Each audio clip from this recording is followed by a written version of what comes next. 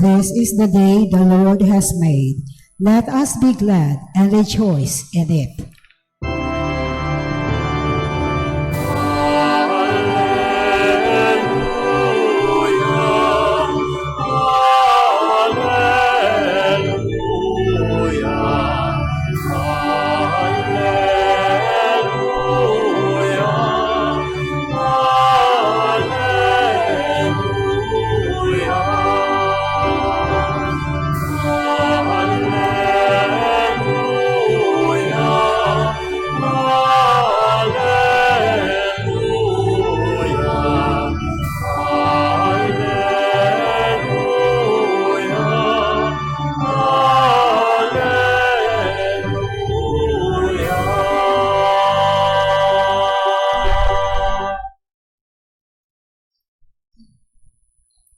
The Lord be with you.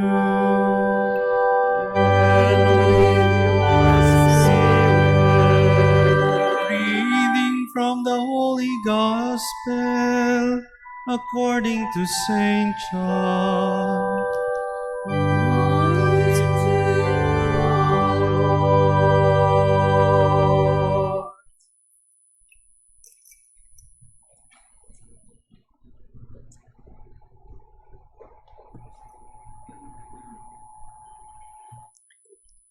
Mary Magdalene stayed outside the tomb weeping, and as she wept, she bent over into the tomb and saw two angels in white sitting there, one at the head and one at the feet, where the body of Jesus had been. And they said to her, "Woman, why are you weeping?" She said to them, "They have taken my Lord, and I don't know where they laid him." When she had said this, she turned around and saw Jesus there, but did not know it was Jesus. Jesus said to her, "Woman, why are you weeping? Whom are you looking for?" She thought it was the gardener and said to him, "Sir, if you carried him away, tell me where you laid him, and I will take him." Jesus said to her, "Mary." She turned and said to him in Hebrew, "Rabboni," which means teacher.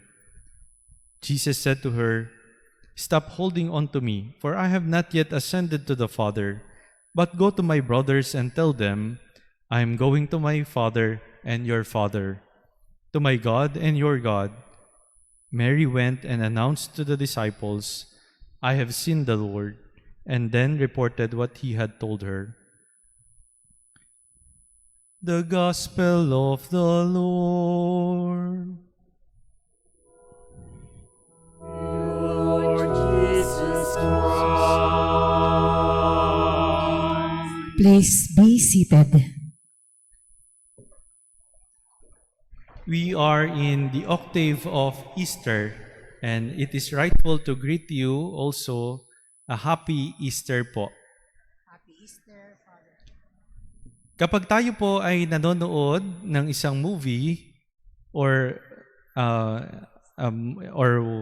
palabas ng TV, there's a part at times wherein there are two people who have known each other for so long, and they haven't seen each other for so long also, and they call each other with the term of endearment, no? May mga times na tayo lang nakakaalam on how do we call each other, no? Minsan may mga bansag or a name o term na ginagamit tayo so that we can understand each other.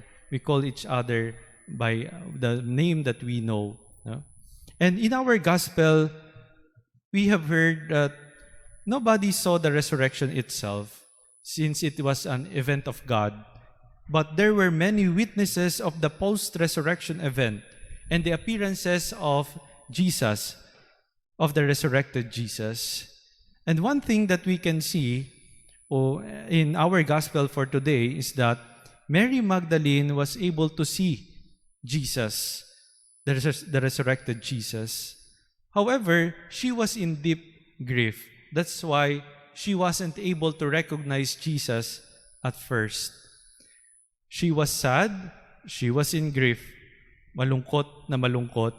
Sinabi po sa Ebanghelyo na siya'y umiiyak at sabi ng anghel sa kanya, "Why are you weeping? Why are you crying? Bakit ka umiiyak?" It may be a question na para bang irrelevant. Why? Alam mo nang nawalan ng minamahal sa buhay, bakit mo pa tinatanong kung bakit siya umiiyak? Tanong na parang pilosopo, tanong na parang pakialamero. Obvious na nga, tinatanong pa.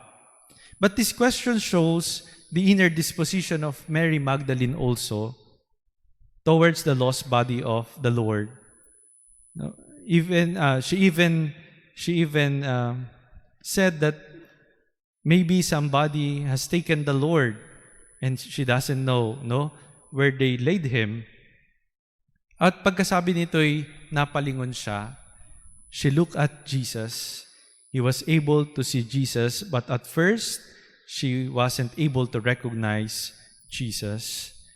She was again asked by Jesus. Kala ni Maria, it was just a gardener. Hardinero ang kanyang kausap.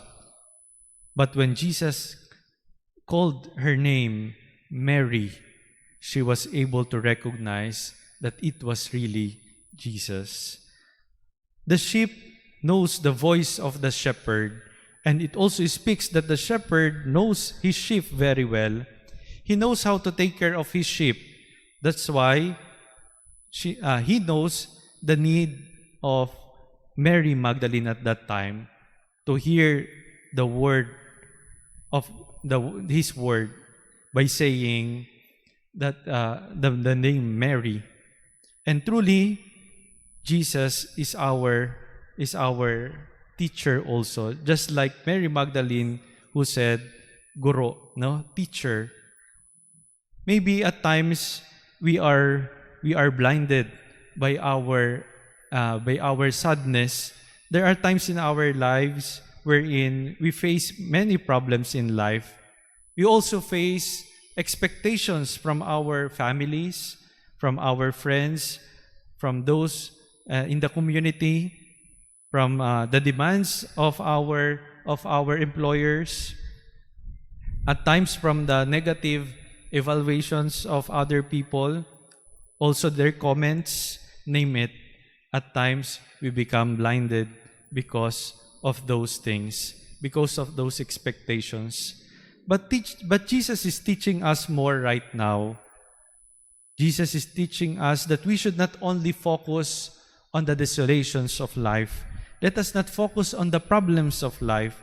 Yes, they are part of our lives, yet those are just part, but it is not the ultimate part of our life. Why? Because God is there. He is our teacher who gives us consolation when we face tribulations, when we face difficulties in life. God is there. It is not just the consolation of God that is there, but the presence of God. Why? Pope Francis said in his catechesis on discernment, he said, do not just look for the consolations of God.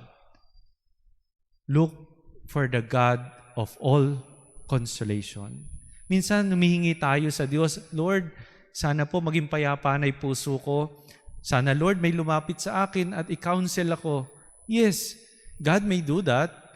We are looking for consolations of God. But remember, the mere presence of God in our hearts is already a manifestation of God's consolation. His mere presence is His consolation for all of us. Andyan ang Diyos lagi sa atin. Wala man ibigay na konsolasyon pa ang Diyos na ibang bagay o ibang tao, His presence in our hearts is already a consolation. Andyan sa puso mo ang Diyos, tinatawag even your name. Just like what He said to Mary, He mentioned the name of Mary. Tayo rin tinatawag ng Diyos. Bawat isang pangalan natin tinatawag ng Diyos. He is speaking to us directly in our hearts.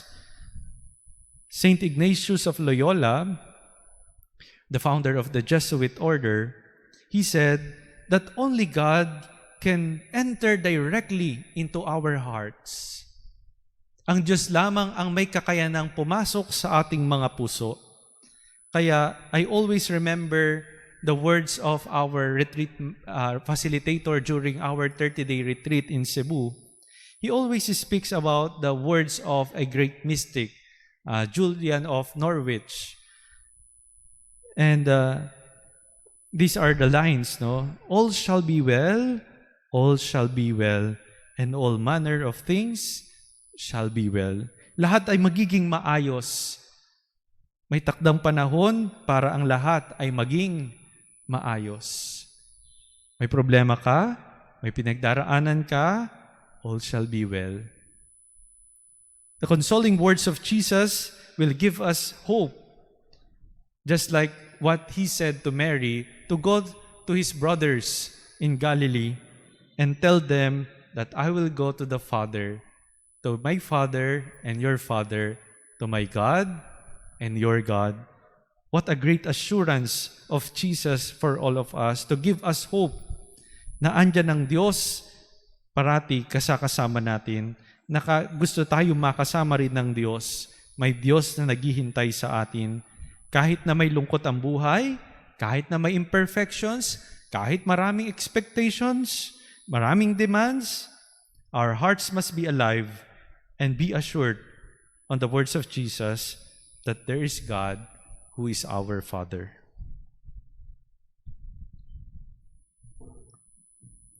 Please